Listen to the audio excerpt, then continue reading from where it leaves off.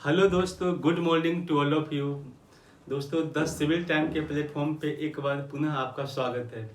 दोस्तों, आज हम बात करेंगे बीपीएससी, यूपीएससी या जितने भी स्टेट पब्लिक सर्विस कमीशन के एग्ज़ाम होने वाली हैं, तो उनमें जो साइंस सेगमेंट का जो केमिस्ट्री पोर्शन है, क्योंकि देखिए आजकल बीपीएससी केमिस्ट्री से भी कुछ प्रश्न पूछने शुरू कर दिए हैं। पहले एक दो प्रश्न होता था, लेकिन अब लगभग 5 से 7 क्वेश्चन 8 क्वेश्चन होते हैं। तो ये बड़ा महत्वपूर्ण सेगमेंट है और एक एक प्रश्न का इतना एक एक प्रश्न का क्या वेटेज होता है, आप जब कभी एक आध नंबर से जब पीछे रह जाएं तब पता लगता है। तो दोस्तों देखिए, हमारे लिए एक एक नंबर महत्वपूर्ण है, एक एक मार्क्स का हमारा वैल्यू है। तो किसी भी सेगमेंट को हम लोग छोड़ेंगे नहीं, इग्नोर नहीं करेंगे। हाँ, इनमें थोड़े कम एफर्ट दे करके ज़्यादा से ज़्यादा स्कोर करने की कोशिश करेंगे। तो देखिए, आपके जो साइंस के जो जो सेगमेंट की जो कड़ी है, तो इनमें केमिस्ट्री का आज ये दूसरी वीडियो है, थोड़ा ध्यान से देख लीजिएगा। इनमें बहुत सारे काम की चीज़ आपको मिल जाएंगी। तो ठीक है दोस्तों, देखिए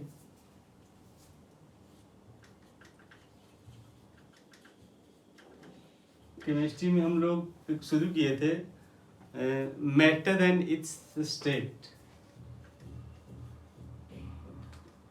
मैटर्स एंड इट्स स्टेट, पदार्थ एवं उसकी अवस्था। पदार्थ एवं उसकी अवस्था मतलब देखिए, दुनिया में जितने भी पदार्थ हैं उनका कोई न कोई अपना स्टेट होता है। या तो सॉलिड में होगा, या लिक्विड में होगा, या गैसियस फॉर्म में होगा।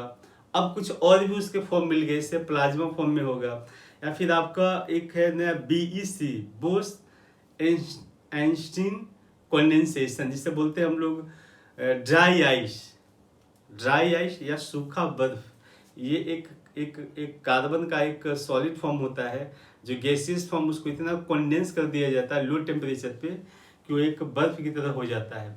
और जो आप देखें, इनका मेनली इस्तेमाल किया जाता है जो अगर अच्छी क्वालिटी का, जो ब्रांडेड, जो शैम्पेन बियर या जो वाइन का, अगर जो अच्छे जो शौकिया ड्रिंकर हैं वो इनमें ले जाते हो, वो पाउच में है ना, उनका पैक करके ले जाते हो ड्राई आइस को।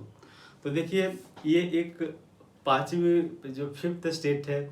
और आपको जानकर आश्चर्य होगा कि इन पे जो साइंटिस्ट ने काम किया था फिफ्थ स्टेट पे, उनको नोबेल अवार्ड मिला था। जैसे फिफ्थ पहले पहले हमारा स्टेट ऑफ मैटर कितना हो गया, स्टेट ऑफ मैटर। तो मैटर कितना हो गया, पहला हो गया आपका सॉलिड, दूसरा हो गया आपका लिक्विड, तीसरा हो गया गैस, चौथा स्टेट क्या हुआ, चौथा आपका हो जाएगा प्लाज्मा। प्लाज्मा समझने के लिए मान लीजिए जो पेस्ट हो गया, जैसे पेस्ट जैसे टूथपेस्ट हो गया, या फिर जेली हो गया, तो ये सब है ना समझने का अपना। अब पांचवा इसका हो जाएगा आपका BENC, मतलब इसे आप इस प्रकार समझिए, BEC को BEC, बोस, भारतीय साइंटिस्ट है Bose Einstein condensation, Bose Einstein condensation. तो ये देखिए, इनके लिए 2001 में कुछ साइंटिस्ट हैं, 2001 में E-RICH-A, 2001 में कुछ साइंटिस्टों को केमिस्ट्री का नोबेल मिला था। 2001 में ये जो फिफ्थ स्टेट ऑफ मैटर के बारे में जो आइडिया दिए थे, इनको नोबेल अवार्ड मिला था इरिक ए कॉर्नेल। इरिक ए कॉर्नेल एक साइंटिस्ट थे यूएसए के, और मतलब 3 साइंटिस्टों का ग्रुप था। और एक साइंटिस्ट थे वोल्फगैंग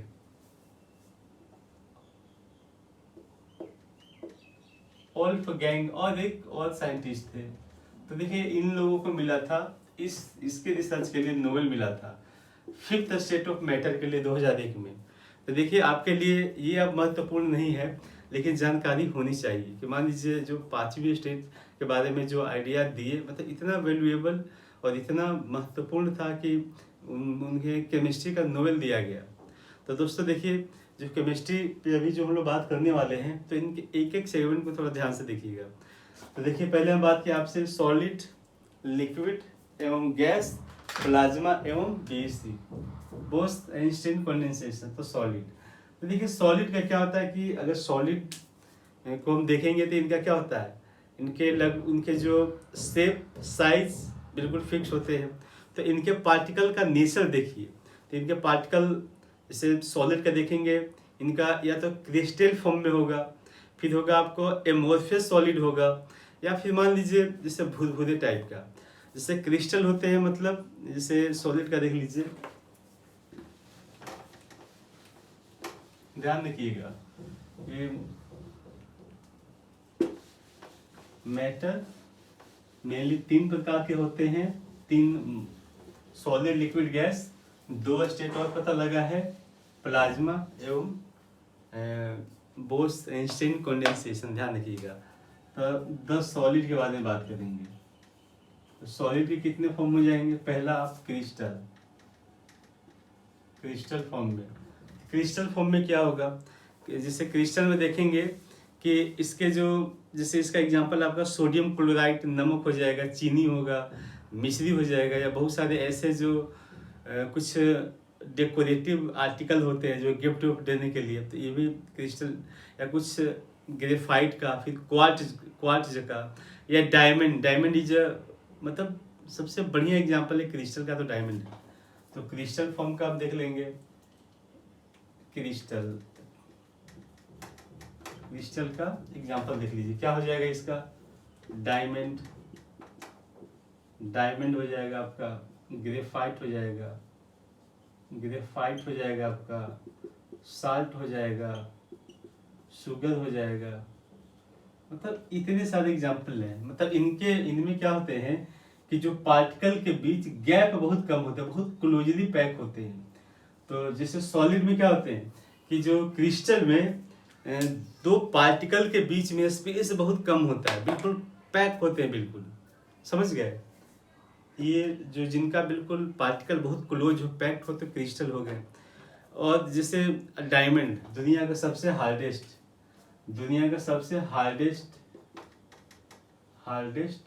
सब्सटेंस है, समझ गए। रीजन क्या है कि डायमंड ये तो जैसे इस फॉर्म में हुआ, ये क्रिस्टल फॉर्म में, और इनके मतलब जो जितने भी बॉन्ड है, मतलब हर, जैसे मान लीजिए एक कार्बन है, तो यहाँ भी कार्बन से यहाँ भी कार्बन, यहाँ कार्बन, और बीच में जो है ना, जो कार्बन अपने हाइड्रोजन से जुड़े हुए हैं, तो मतलब इतना कॉम्पैक्टली पैक हो जाते हैं कि इनका किसी पार्टिकल को हिलने का मौका नहीं मिलता है।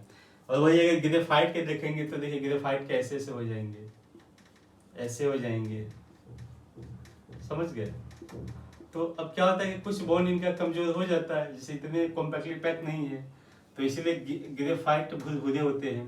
तो देखिए कार्बन का जो सबसे जो प्योर फॉर्म डायमंड है, graphite is also a pure form of carbon. Carbon का एक प्योर फॉर्म है, लेकिन इनमें क्या है कि इसके जो क्रिस्टल है उतने कॉम्पैक्ट नहीं है, समझ गए। मतलब कुछ न कुछ उसके लूप होल हो जाते हैं, तो इसीलिए क्या होता है कि उसमें कोई और पार्टिकल चला जाता है। तो इसलिए ग्रेफाइट इलेक्ट्रिसिटी का कंडक्टर है।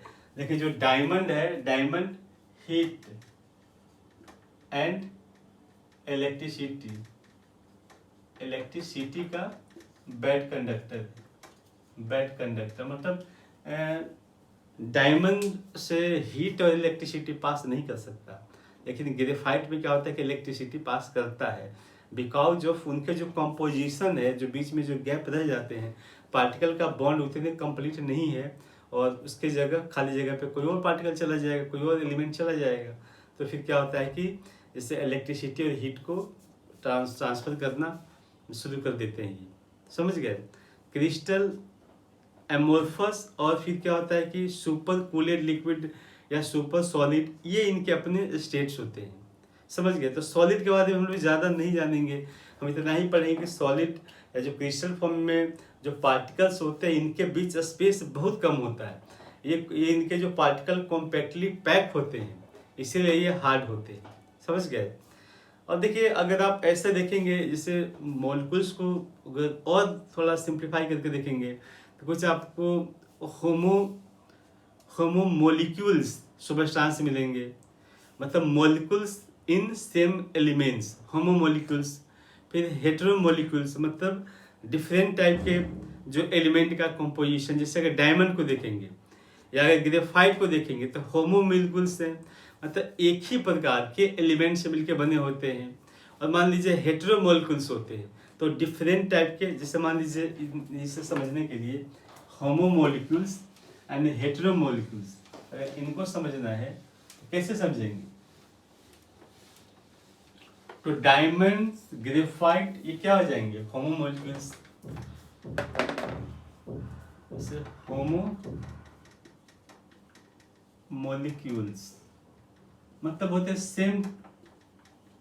सेम टाइप्स ऑफ एलिमेंट्स, मतलब एक ही प्रकार के एलिमेंट से मिलकर बने होते हैं।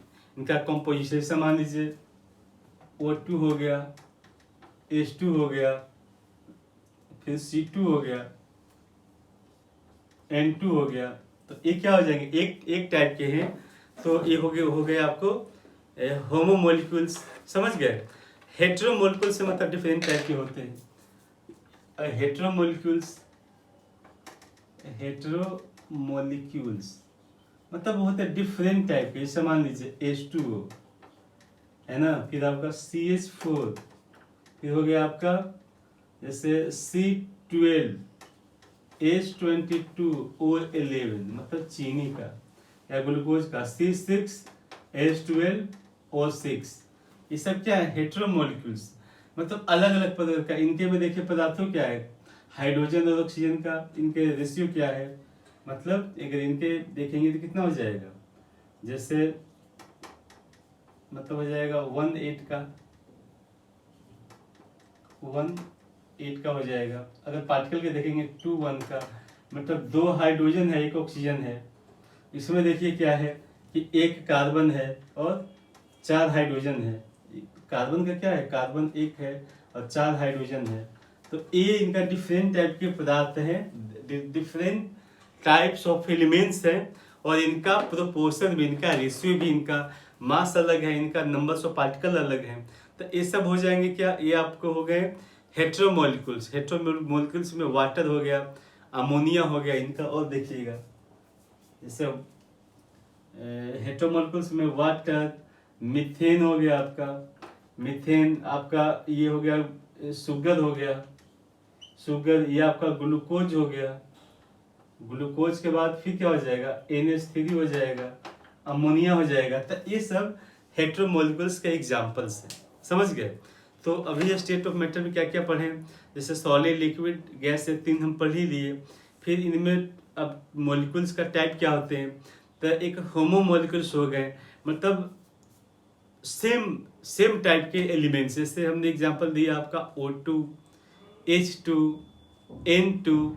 और हेटेरोमोलिक्यूल्स मतलब डिफरेंट टाइप के, जैसे वाटर में हो गया H2O, फिर आपका हो गया अमोनिया हो गया, NH3 हो गया, कार्बन डाइऑक्साइड हो गया, CO2 हो गया, ग्लूकोज हो गया, C6H12O6 हो गया, फिर शुगर हो गया, C12H22O11 हो गया।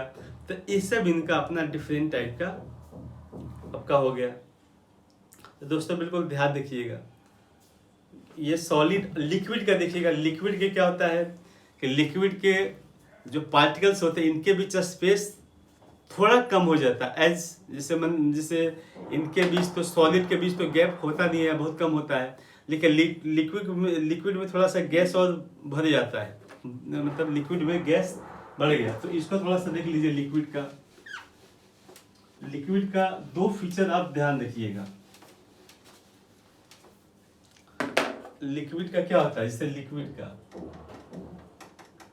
का क्या होता है कि इसमें देखिए क्या होता है, इसमें इसका जो फिक्स क्या होता है, फिक्स होता है वॉल्यूम इसका फिक्स हुआ। और इसका क्या फिक्स नहीं होता है, इनके जो शेप फिक्स नहीं होता है, शेप ये फिक्स नहीं होता है। तो ये ध्यान रखिएगा लिक्विड में इनके जो इंटरमोलिकुलर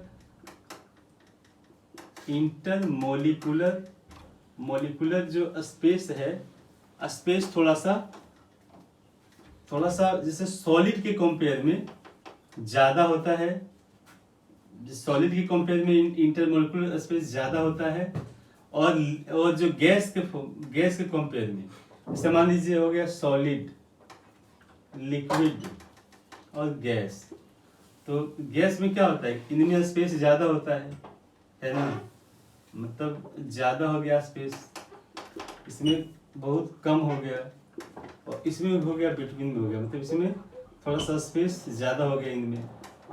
अगर ऐसे समझना हो तो ये हो गया आपका लिक्विड, ये हो गया सॉलिड का बिल्कुल चिपका हुआ है, और गैस का ऐसे ऐसे घूम रहा है इधर उधर। तो देखिए ये सब इनके जो सब्सटेंस है, इनके अपने नेचर है। तो दोस्तों देखिए आज के वीडियो में हम इतना ही आपको बताएंगे। इसके बाद जो अगला होगा, जैसे और भी इनके क्या जो टाइप्स हैं, क्या इनके जो फॉर्म है, जैसे पदार्थों का देखेंगे हम लोग, जैसे इनके सब्लिमेशन, डिफ्यूजन। तो ये सारा हम अगला वीडियो में कवर करेंगे। ठीक है दोस्तों, जय हिंद।